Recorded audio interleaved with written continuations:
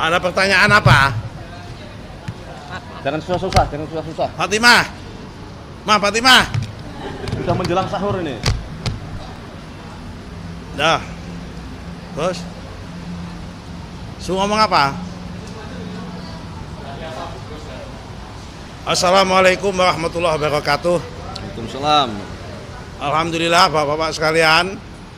Jadi tadi dari jam 4 sampai buka puasa, Bapak Presiden didampingi oleh Pak Mensesnek, sama Pak Menko Pangan, sama Pak Ketua MPR melakukan diskusi intensif dengan 3 tokoh ulama dan tokoh Islam di Indonesia, yaitu dengan Pak Kiai Haji Miftahul Akhyar selaku Rais Am PBNU, kemudian dengan Profesor Dr. Kiai Haji Haidar Nasir selaku Ketua Umum PP Muhammadiyah, kemudian dengan Bapak Kiai Haji Anwar Iskandar selaku Ketua Umum MUI. Kemudian dilanjutkan dengan sesi kedua dengan 158 pimpinan ormas Islam. Se-Indonesia ada 86 pimpinan ormas, kemudian ditambah dengan tokoh-tokoh Islam sama tokoh-tokoh pimpinan pondok pesantren, termasuk yang hadir tadi pimpinan pondok pesantren Gontor, Bapak Kiai Haji Hasan Abdullah Sahal, kemudian pimpinan pondok pesantren Peloso, Bapak Kiai Haji Nurul Huda Jazuli, Bapak pimpinan pondok pesantren Tebu Ireng, Bapak Kiai Haji Abdul Hakim Mahfud, pimpinan pondok pesantren Lirboyo, pimpinan pondok pesantren Darun Najah, pimpinan pondok pesantren Al-Bahjah, dan hampir semua pondok pesantren yang besar di Indonesia. Termasuk kita undang sebetulnya Habib Rizik Syihab, tapi beliau tidak hadir, mewakilkan kepada 2 menantunya, yaitu Habib Hanif Al-Atas sama Habib Muhammad, menantunya beliau. Dari diskusi tadi, intinya Bapak Presiden menjelaskan 2 hal. Pertama, masalah geopolitik dan geoekonomi secara global, terutama yang menyangkut tentang krisis di Timur Tengah, baik di Gaza maupun Palestina, maupun kondisi kekinian yang ada menyangkut bagaimana pasca serangan daripada Israel dan Amerika terhadap Iran, dan kemungkinan dampak-dampaknya terhadap Indonesia. Kemudian yang kedua, menjelaskan kondisi kekinian tentang ekonomi dan sosial keadaan yang ada di Indonesia. Dari pertemuan tadi, para ulama, para pimpinan ormas Islam bersepakat untuk menjalin komunikasi yang intensif serta memahami sikap-sikap yang diambil oleh pemerintah Indonesia, oleh Bapak Presiden, dan kemudian mengambil satu kesimpulan, berharap kepada pimpinan ormas, tokoh-tokoh Islam ini bersama dengan Bapak Presiden dalam satu barisan untuk bersama-sama memperjuangkan perdamaian di Timur Tengah, terutama juga meredakan ketegangan. Jangan sampai perang terjadi antara Iran dengan Amerika, serta akan berdampak terhadap gejolak di Timur Tengah. Saya kira itu. Selebihnya Bapak Sesnek. Cukup? Sudah cukup, lengkap. Ada pertanyaan? Terima kasih ya.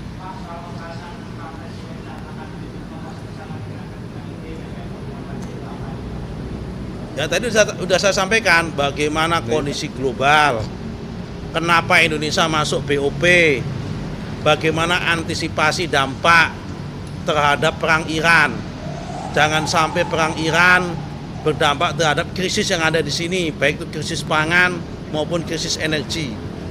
Kemudian menjelaskan kenapa Indonesia tanda tangan terhadap ART, ya kan, Agreement Reciprocal Trade dengan Amerika, dalam rangka untuk membalancing perdagangan dan sebagainya. Yang di luar sana dianggap Indonesia tidak berdaulat, terlalu menguntungkan kepada Amerika dan sebagainya. Semua udah dijelaskan sama Pak Presiden, yang intinya kebijakan itu ada win-win solution. Karena Indonesia dianggap surplus 24 miliar US dollar terhadap perdagangan dengan Amerika. Daripada kita kena tarif tinggi, kalau kita kena tarif tinggi 32%, berarti produk-produk Indonesia di Amerika lebih mahal 32%. Karena itu supaya produk-produk Indonesia kompetitif di Amerika, itulah menjadi latar belakang kenapa Indonesia menerima Reciprocal Trade tersebut, Agreement, ART. Yang itu adalah impornya bukan impor barang baru. Sebetulnya selama ini sudah impor BBM, sudah impor kedelai, hanya selama ini impor BBM-nya ngambil dari negara Gabon, Nigeria, dan Timur Tengah, dipindahkan ngambil dari Amerika.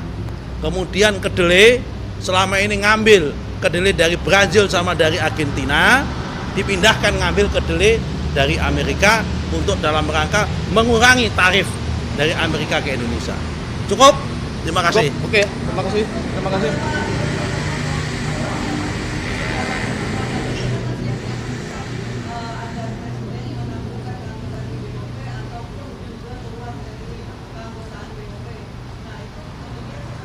Kalau ada satu dua yang masih punya pendapat seperti itu, kita hargai.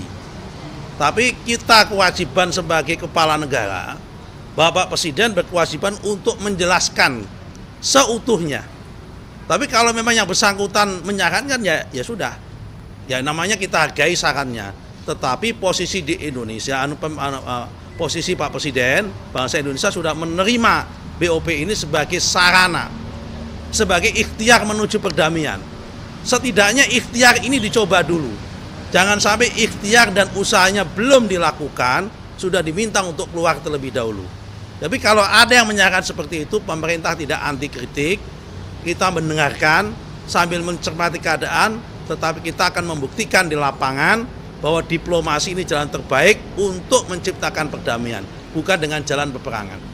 Kemudian Pak Presiden juga mempertanyakan, terus kalau seandainya ada yang menawarkan kita mendesak keluar dari BOP, terus tawarannya kita meja berunding dalam rangka menciptakan perdamaian itu di medan apa?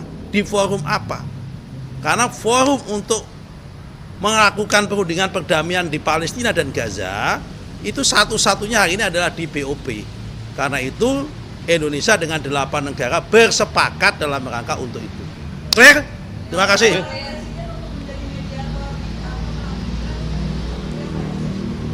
Sambil melihat keadaan tadi disampaikan, prinsipnya Bapak Presiden menginginkan adanya pertemuan dengan Iran untuk menjadi mediasi dan Iran membuka diri, dan kemudian langkah-langkah yang diambil Pak Presiden itu mendapat support dari beberapa negara Timur Tengah dan negara Islam lain, termasuk dari Pakistan, termasuk juga dari UAE, tetapi tentunya ini menjadi wilayahnya Bapak Menteri Luar Negeri yang berhak untuk menjelaskan. Tetapi tadi dijelaskan upaya Bapak Presiden mendapatkan support dari negara-negara, pemimpin-pemimpin negara di Timur Tengah lainnya. Intinya Pak Presiden bersama 7 pemimpin negara yang tergabung dalam kelompok 8 itu menginginkan adanya perdamaian. Jangan sampai perang berlarut-larut, terutama di Iran maupun di kawasan Teluk dan sebagainya. Terima kasih. Oke, cukup. Terima kasih ya. Terima kasih teman-teman semuanya.